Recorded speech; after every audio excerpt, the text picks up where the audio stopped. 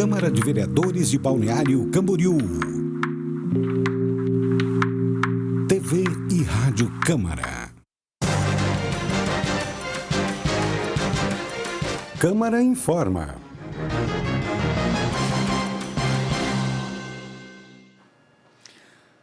Está no ar o Jornal Câmara Informa, segunda edição desta segunda-feira, dia 1º de abril de 2024. Boa tarde para você que nos acompanha a partir de agora aqui pela 101,5 FM, Rádio Câmara BC. E boa tarde para você, Derica Santos. Boa tarde, Aderbal Machado, e uma excelente tarde a você, ouvinte da Rádio Câmara BC, e para você que, por meio dos nossos canais digitais na internet, está sempre conectado com a nossa programação. Vamos juntos até 6h30 da tarde com notícias do Legislativo aqui de Balneário Camboriú, informações de interesse da comunidade e entrevistas de credibilidade. Confira agora os destaques da edição de hoje.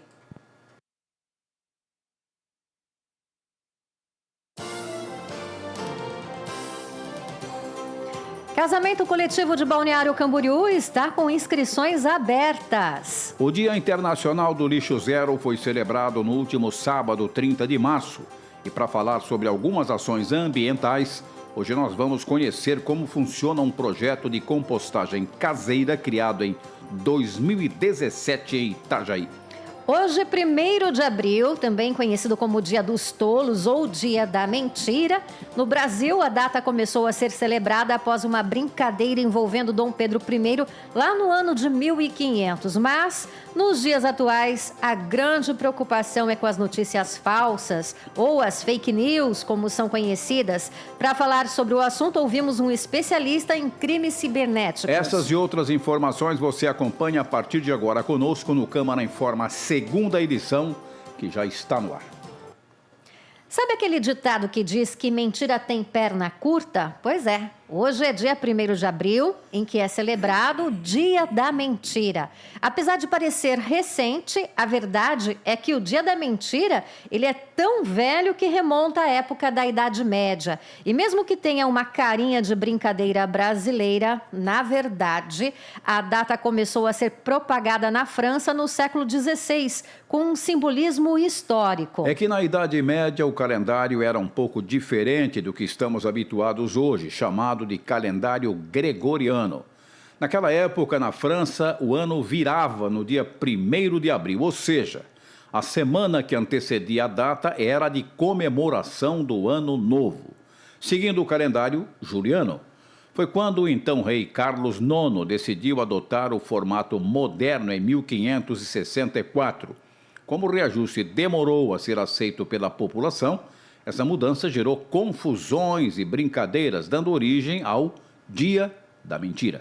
Mas e aqui no Brasil? Quando é que foi que essa onda de brincar com a mentira pegou, hein?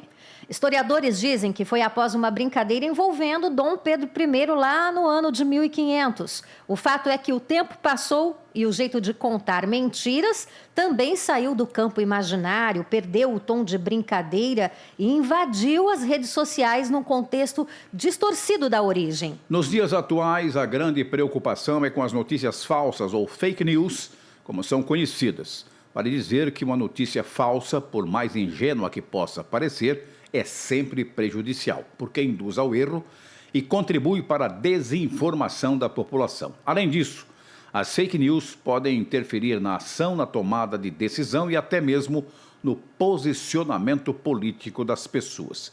Para falar sobre o assunto, ouvimos um especialista em crimes cibernéticos.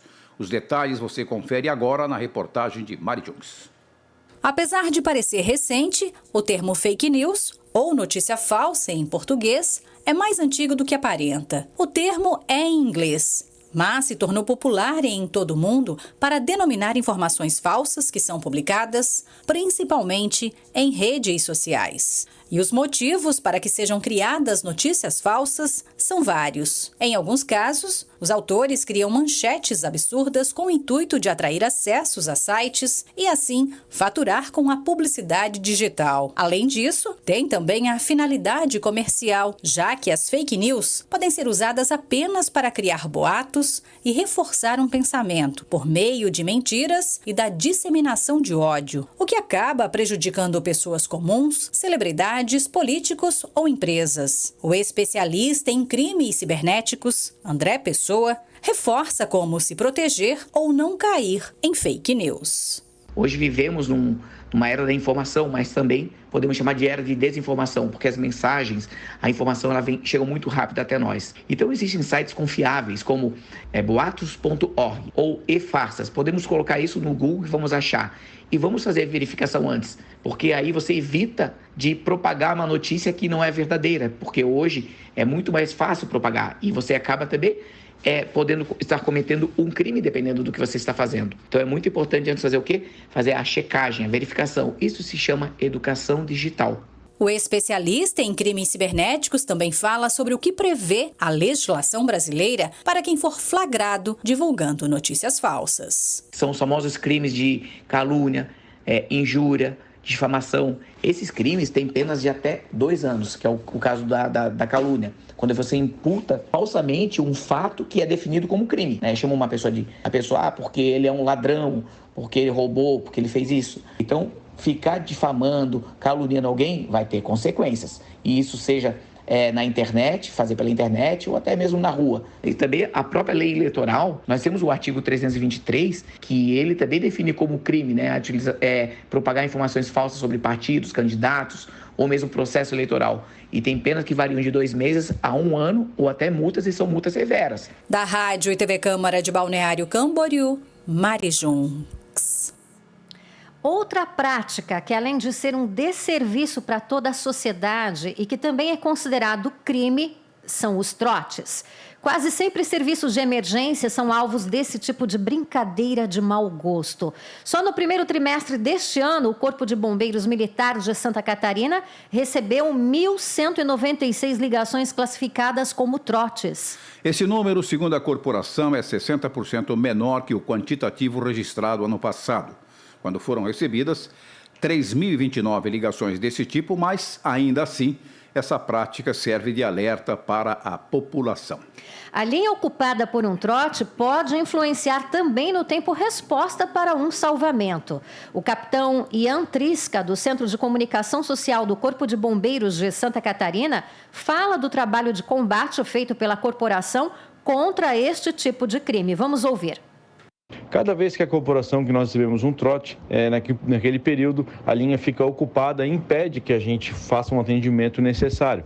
Então, no momento que alguém passa trote, é possível, por exemplo, que uma viatura seja empenhada de maneira errada, equivocada, e deixe uma cidade desguarnecida, uma área desguarnecida por um momento, fora o gasto público, né, de combustível e de empenho da viatura, e, é claro, de ocupar a linha telefônica, o do 93, num trote, né, numa situação de mentira, em que poderia estar sendo usado para outras, salvar vidas e atendendo ocorrências reais. Então, o trote é crime, não deve ser feito por ninguém, crianças, adultos, e o Corpo de Bombeiros Militar de Santa Catarina se coloca à disposição de toda a população em caso de emergência, urgência, através do telefone 193. E aqui em Balneário Camboriú, essa realidade dos trotes não é diferente. Apesar dos números terem baixado 70% se comparados ao mesmo período do ano passado, essa prática ainda existe e atrapalha bastante no protocolo de atendimento da corporação. O Major Jackson comenta o assunto. Vamos ouvir. O Corpo de Bombeiros Militar de Balneário Camboriú registrou no ano de 2024 265 chamadas que foram classificadas como trote. Em relação ao ano de 2023, 1º de janeiro a 31 de março, nós tivemos uma redução de 70%, quando foram registradas naquele ano 903 chamadas classificadas como trote. Assim como foi publicada na matéria divulgada no site do Corpo de Bombeiros Militar de Santa Catarina, nós também entendemos da mesma forma que essas chamadas elas atrapalham muito o nosso trabalho, pois em algum momento a gente deixará de atender alguma emergência para atender um trote, uma brincadeira, quando não um crime, né? Então, por isso que nós sempre gostamos de reforçar e pedimos para que as pessoas tenham essa consciência, né? A gente recebe chamados e trotes de crianças, mas também, infelizmente, de adultos, né? E no passado nós atribuímos mais isso às crianças, pois nós tínhamos acesso, todos tinham acesso aos orelhões, os telefones públicos, né? Que ficavam à disposição de todos. E hoje já essa realidade não existe mais, mas as crianças continuam tendo acesso ao celular e as pessoas também acabam utilizando esse meio para enviar trote às centrais de emergência. E os dados eles praticamente se repetem, pois nós temos uma incidência maior de trotes no período do meio-dia, tarde para a noite, entre 12 horas e 20 e 21 horas, né? E também em relação aos dias da semana, com maior incidência, isso é um reflexo também da demanda de chamados que nós recebemos, uma maior incidência de ocorrências relacionadas a trotes na sexta-feira, sábados e domingos. Como afirmou o Major Jackson, aqui em Balneário Camboriú, neste ano de 2024, de 1º de janeiro a 31 de março, foram 265 trotes. Esse mesmo período, no ano passado, foram 903 trotes, o que resulta em uma redução de 70%. Mas uma boa notícia em se tratando de menos gente brincando com um serviço tão sério. Vamos saber agora o que é notícia no Legislativo de Balneário Camboriú. A Câmara de Balneário Camboriú a serviço da comunidade. O plenário da Câmara de Vereadores de Balneário Camboriú aprovou 2 projetos de autoria do Poder Executivo na última sessão ordinária do mês de março, que aconteceu excepcionalmente mais cedo. Isso na quarta-feira, dia 27, devido à sessão solene em homenagem ao Mês das Mulheres. Projeto de lei ordinária que aprova a adoção de estacionamento privado de uso público no projeto do empreendimento de uso misto Celina Garden Residence. O projeto segue para a sanção do prefeito.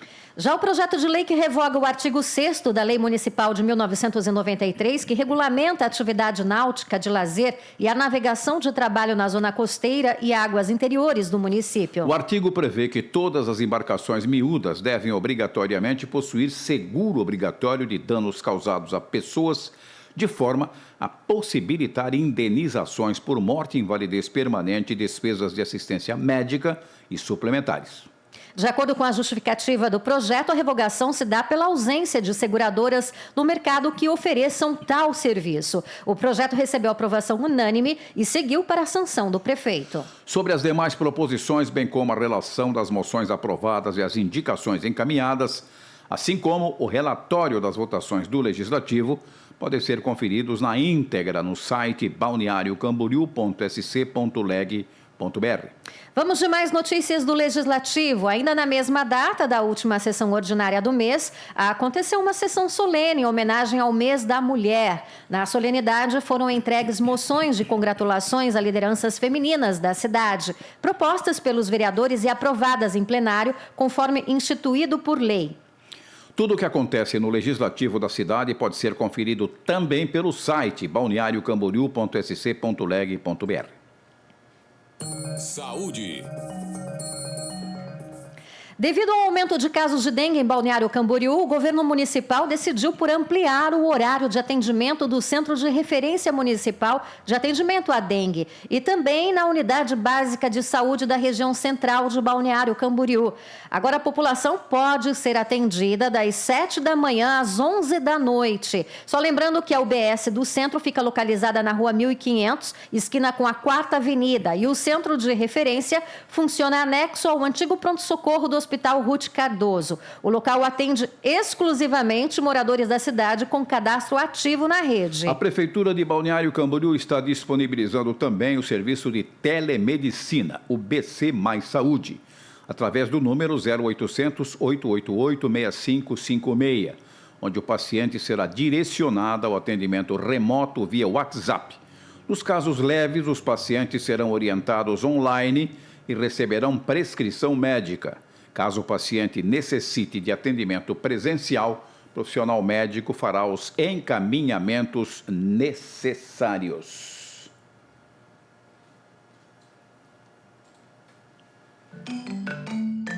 Meio Ambiente.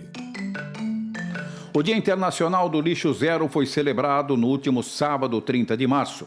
E para falar sobre algumas ações ambientais hoje, nós vamos conhecer como funciona um projeto de compostagem caseira criado em 2017 em Itajaí. Acompanhe os detalhes na reportagem de Mari Junks. O projeto de compostagem caseira Pequena Folha foi criado em 2017 e é um programa de extensão da Universidade do Vale do Itajaí, a Univale, ou seja, é desenvolvido com a comunidade local. Mas você sabe como fazer uma compostagem caseira? A dica é reaproveitar as sobras de alimentos ou restos de frutas para transformar em adubo em um local adequado. O responsável pelo projeto e especialista em educação ambiental, José Matarese, fala sobre a importância dessa iniciativa. E esse tipo de lixo, ele pode ser totalmente reciclado e produzir composto, adubo orgânico nas casas das pessoas. Então é um problema no qual a gente consegue resolver, a gente não depende de terceiros ou de prefeitura ou de coleta seletiva. A gente mesmo pode, dominando a técnica da compostagem, resolver esse problema que a gente mesmo é responsável em nossas casas. O especialista em educação ambiental orienta como a comunidade pode participar do projeto Pequena Folha de compostagem caseira. Para isso, a gente oferece oficinas de montagem de composteiras caseiras e também sobre as técnicas de como compostar o seu lixo em casa. Essas oficinas podem ser agendadas pelo Laboratório de Educação Ambiental da Univale. Após as oficinas, as pessoas mantêm vínculo com o projeto, tornando-se pesquisadoras. Elas coletam dados diários da sua produção e do processo de compostagem em suas casas. E elas se tornam pesquisadoras colaboradoras do projeto. Da Rádio e TV Câmara de Balneário Camboriú, Mari Junks. De acordo com as Nações Unidas, todos os anos a humanidade produz mais de 2 bilhões de toneladas de resíduos sólidos urbanos. Alimentos podres, garrafas plásticas, aparelhos eletrônicos com componentes químicos e muitos outros jogados fora sem considerar a nossa água, terra e ar. Aliás, é bom dizer aqui que você não existe fora. É tudo no mesmo lugar, é tudo na terra, tá certo? Vamos lá à nossa entrevista de hoje. Entrevista. Na entrevista do dia, nós vamos conversar com o biólogo e voluntário do coletivo Lixo Zero, Gustavo Ribeiro, que já está aqui no estúdio, para entendermos a importância desse conceito lixo zero, não só para a comunidade local, né, Gustavo, mas para o planeta. O trabalho institucionalizado não deixa de ser um trabalho de formiguinha, que depende única e exclusivamente da consciência ambiental de cada um de nós. Muito boa tarde, seja bem-vindo aos microfones da Rádio Câmara. Boa tarde, é um prazer estar aqui conversando com vocês, ainda mais sobre uma pauta tão importante e tão emergente, né? Então, o conceito lixo zero, assim, para começar, já conceituando, é uma meta traçada a nível internacional, né, para que a gente dê uma destinação consciente para os nossos resíduos, então para que a gente entenda que tudo aquilo que a gente gera na nossa casa, no nosso trabalho, na nossa empresa, é de nossa responsabilidade fazer a destinação e fazer a redução ou até mesmo zerar a geração desses resíduos, né? E quais são os principais desafios enfrentados na busca por uma sociedade lixo zero, Gustavo?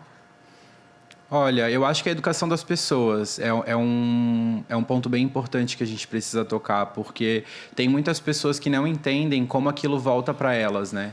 E aí a ONU, esse ano, criou uma campanha de divulgação sobre informações sobre como o desperdício de alimentos e os resíduos, eles impactam nas mudanças climáticas e impactam no nosso dia a dia, né? Então, falta as pessoas entenderem como que isso volta para nós, né? Uma questão muito cultural, isso certamente, porque outros países, e até países muito próximos aqui, a cultura é muito diferente com relação a isso. Eles têm um sentido bem mais evoluído de não produzir o lixo, que não é reciclável, e de reciclar o lixo possivelmente. Tem países, por exemplo, que proíbe a sacola plástica. Não tem, absolutamente não tem, não existe. Eu só conheço um e tive essa experiência, que é Portugal. Não vou falar disso de novo, que já fica chato demais, porque só é o único país que eu conheço fora. Mas eu senti o sentido cultural disso. É diferente. Eles não produzem lixo, não se deposita lixo na rua, não tem lixeira em prédio, não tem lixeira em casa. É um negócio... o lixo tem que ser separado dentro de casa, adequadamente dentro de casa. Não pode, se fizer alguma coisa, leva uma punição. Só que ninguém leva porque ninguém faz errado. É diferente, né? Então, o nosso problema, afinal de contas, é não produzir o lixo ou evitar adquirir produtos que não sejam recicláveis, que você não tem onde colocar. Porque não é só você saber onde bota, é saber se quem pega leva para o lugar adequado e dá o tratamento adequado. Exato. Eu acho que, na realidade, é uma série de problemas, né? E é um debate complexo. É, sim, cultural também, porque a gente tem países, o senhor citou Portugal, mas tem também a Suíça, que é um dos países que faz isso, o Japão também. O Japão é um país, por exemplo, que as pessoas andam e não se vê lixo na rua, e não tem lixeira na rua. Ele chega a juntar o lixo que produz nos estádios. Sim, exato. A gente viu isso bastante nas Olimpíadas, que foi no Japão, que o pessoal catava os resíduos que os outros deixavam, né? Então, é uma questão cultural implementada aí através da educação, só que é uma coisa que tem que ser multissetorial, né? Então, assim, as pessoas têm que se responsabilizar, mas o poder público tem a sua parcela. Sim, claro. E as empresas têm a sua parcela. Então, as entidades não governamentais também. Então, precisa ser um trabalho coletivo, né? Então, tem países que já avançaram e avançaram de forma mais rigorosa e aí agora chegaram num nível melhor, vamos dizer assim, mas tem muitos países que têm medo de tomar algumas decisões, porque o pessoal não vai querer, porque as pessoas não vão se adaptar. Mas é a tal questão cultural. Exato. Fundamentalmente é a questão cultural. Mas aí você vê, a Argentina é diferente daqui. Está aqui do lado, é colado na do Uruguai é diferente daqui. Não precisa ir para a Europa, ficando por aqui mesmo. Sim. É muito diferente daqui, bem diferente. Então, a gente tem bastante... várias realidades diferentes com a do Brasil, e o Brasil, por ser um país com proporções continentais e com uma riqueza multicultural muito grande, a gente tem muita oportunidade de fazer várias estratégias para diminuir o nosso consumo, porque assim, tem algumas coisas, alguns produtos que vai ser muito difícil a gente zerar a geração desse resíduo, mas a gente consegue diminuir com algumas mudanças no dia a dia nosso, das empresas. Já que você falou em estratégias, eu gostaria justamente de pegar esse gancho, né? Quais são, então, as estratégias mais eficazes para engajar os indivíduos e as comunidades, de uma forma geral, na redução dos resíduos? Então, a compostagem é uma excelente ideia para resíduo orgânico, né? Porque a gente dá uma destinação, esse resíduo acaba não indo para um aterro sanitário. Aqui no nosso estado de Santa Catarina é até interessante a gente ressaltar que é o único estado que não tem mais nenhum lixão em uso, né, em atividade, porque é uma das metas do marco do saneamento, a gente zerar o número de lixões no nosso país, e o estado de Santa Catarina é o único que conseguiu atingir essa meta, né? Então, para evitar com que esse resíduo orgânico vá para o aterro sanitário, sendo que ele poderia estar sendo compostado, produzindo adubo e sendo devolvido para a terra, essa é uma das maneiras que dá para a gente fazer em casa, dá para ter composteira em empresas. Então, uma empresa que não é uma empresa do ramo alimentício, mas produz muito composto, muito resíduo orgânico, dá para ter uma composteira. Então, tem várias alternativas para o resíduo orgânico, mas para os recicláveis também. O problema é que a gente precisa ter destinação, né? Um dia se pensou aqui que as novas construções, os novos condomínios, teriam que ter cada um seu próprio tratamento de esgoto. Uhum. Que tal ter a própria compostagem também de material reciclável dentro dos grandes condomínios? Também. Esses mais modernos. Talvez fosse uma solução ideal, né? Até porque tem alguns condomínios hoje que estão fazendo algumas hortinhas compartilhadas, então já pode fazer a compostagem, já alimenta a própria horta com aquele adubo. Exatamente. Já gera até um senso de comunidade entre as pessoas do condomínio, porque hoje em dia não tem mais esse senso de comunidade, né? Então, até uma ideia, né? Agora, para a gente encerrar essa nossa conversa de hoje, Gustavo, eu queria saber, a médio, curto prazo, quais são os planos do conceito para expandir o impacto e também o alcance às pessoas. Então, o Lixo Zero, a gente difunde o conhecimento, o conceito através dos coletivos, né? Então, a gente tem o coletivo Lixo Zero ali em Itajaí, tem em Joinville, Florianópolis e várias cidades pelo Brasil. E a gente segue uma agenda pedagógica nacional. E essa agenda pedagógica, ela traz várias datas de sensibilização, vários eventos, e a gente trabalha de forma local, difundindo esses conceitos. Então, Semana da Compostagem, Semana Lixo Zero. Então, a nossa participação nesses eventos também é uma forma da gente difundir o conhecimento e articular, porque o coletivo nas cidades ele tem o dever de articular entre voluntários, o setor, as empresas, o poder público. Então, fazer essa rede de contatos, botar o pessoal para trabalhar, botar o pessoal para difundir o conhecimento. Então, para esse ano, a gente planejou já algumas atividades, principalmente para a Semana da Compostagem, a Semana Lixo Zero, que acontece no segundo semestre. Então, algumas dessas ações, e aí já trazendo soluções. Então, fica o convite para quem quiser participar, né? De algum desses eventos, a gente posta tudo no nosso Instagram, Itajaí Lixo Zero. Então, fica aí o convite, né? Ok. Bacana, muito obrigada pela sua participação no Câmara Informa, segunda edição de hoje, viu, Gustavo? Muito obrigado. E só lembrando que a Câmara já tem uma... A Câmara tem uma compostagem aqui própria. A gente já faz compostagem. Estão no caminho certo. O papel tá cumprido por aqui. Que sirva de exemplo para outros. Exato, né? Exato. Verdade. Obrigada mais uma vez. Obrigado para você. Informação. Já estão abertas as inscrições para os casais interessados em participar do casamento coletivo promovido pela Prefeitura de Balneário Camboriú. Ao todo, são 60 vagas. As inscrições são gratuitas e seguem até o dia 17 de maio e podem ser feitas na Casa da Família, que fica na rua 3.100, no número 876, no centro da cidade. Horário de atendimento do meio-dia às 7 da noite. E a cerimônia está prevista para o dia 20 de julho. Casais com maior quantidade de filhos e que convivem há mais tempo juntos e que têm menor renda serão priorizados. Para fazer a inscrição é necessário apresentar certidão de nascimento atualizada e original, expedida nos últimos 30 dias, ou certidão de casamento com averbação e original, expedida também nos últimos 30 dias. Ainda, certidão de nascimento dos filhos, cópia, comprovante de renda, serve o holerite ou para os autônomos a declaração registrada em cartório, comprovante de residência original e cópia autenticada da conta atualizada de luz, telefone ou água.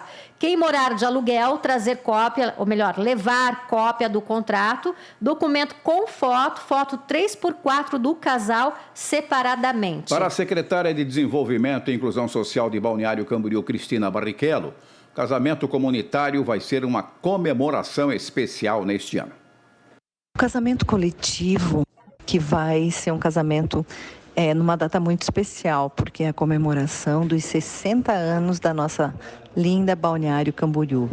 Ele vai ter um diferencial, serão 60 casais que estarão na praia, será em frente ao Mirante Tamandaré, então vai ter aquele ar praiano do litoral, toda aquela atmosfera que representa muito bem a nossa cidade. As inscrições podem ser feitas ali na Casa da Família, na Casa da Cidadania, a partir do meio-dia. É só trazer todos os seus documentos pessoais, certidão de nascimento, RG, comprovante de endereço. Muito importante dizer que as pessoas têm que ser moradoras de Balneário Camboriú, com comprovante de residência. E por falar em inscrições, mas agora de um outro tipo de união, que é a dos cães-guias com pessoas cegas. A boa notícia é que o Instituto Federal Catarinense, o IFC, Campus de Camboriú, está com inscrições abertas até o próximo dia 19 para o processo seletivo de pessoas com deficiência visual que estejam interessadas em ter um cão-guia. A professora do curso de treinador e instrutor de cães-guias do IFC Camboriú, Marinês Kerber, explica os critérios para a seleção. O deficiente visual que tem interesse em receber um cão-guia, enquanto ferramenta de acessibilidade, ele precisa estar inscrito no Cadastro Nacional ou no Cadastro Regional, né? E se inscrever também no edital. Nesse edital, que é composto por 3 etapas, a primeira etapa ele tem que encaminhar documentos, comprovante de renda, comprovante de residência, atestado de saúde, atestado que comprove a sua deficiência visual e um vídeo que comprove a sua orientação e mobilidade. A equipe técnica analisa todos estes documentos. Se aprovado o candidato, ele vai para uma segunda etapa, onde é feita uma entrevista com esta pessoa, né? Pode ser online ou presencial, onde a equipe técnica participa, mas participa também um psicólogo e uma assistente social. Se a pessoa for aprovada nessa segunda etapa, ela vai então para uma terceira etapa e fica aguardando então que a gente tenha um cão guia já graduado que tenha características compatíveis para fazer o processo de formação de duplas. Muito bem, vamos então agora a tempo e temperatura. Agora é bom dizer também que a reunião do plano diretor hoje foi suspensa, né? Sim. Transferida para mais adiante, eu acho que terça-feira, né? Se não me engano. A gente vai avisar a data. Depois, né? A gente avisa a data, exatamente, né? Vamos lá. Tempo e temperatura. Céu encoberto e sol entre algumas nuvens, chuva isolada nessa terça-feira, dia 2, máxima 20, máxima 32 graus. E na quarta-feira, dia 3, céu encoberto e sol entre nuvens. A máxima prevista é de 20 graus e a mínima, melhor dizendo, 20 graus e a máxima 28. Essas informações são do Laboratório de Climatologia da Univale. Agora são 6 horas e 30 minutos e termina aqui a segunda edição do Câmara Informa com a apresentação de Aderbal Machado. E Drica Santos, com reportagem de Mari Junques e de Daniela Medeiros. Operacional Mauro Haddad e Renato Soares. Realização Departamento de Comunicação Social e TV da Câmara de Vereadores de BC. Bom início de semana a todos. O Câmara Informa volta amanhã, terça-feira, com Mari Junques e Luiz Gustavo, às 9 da manhã. Boa noite. Boa noite. Você acompanhou o Câmara Informa. Câmara de Vereadores de Balneário Camboriú. TV e Rádio Câmara.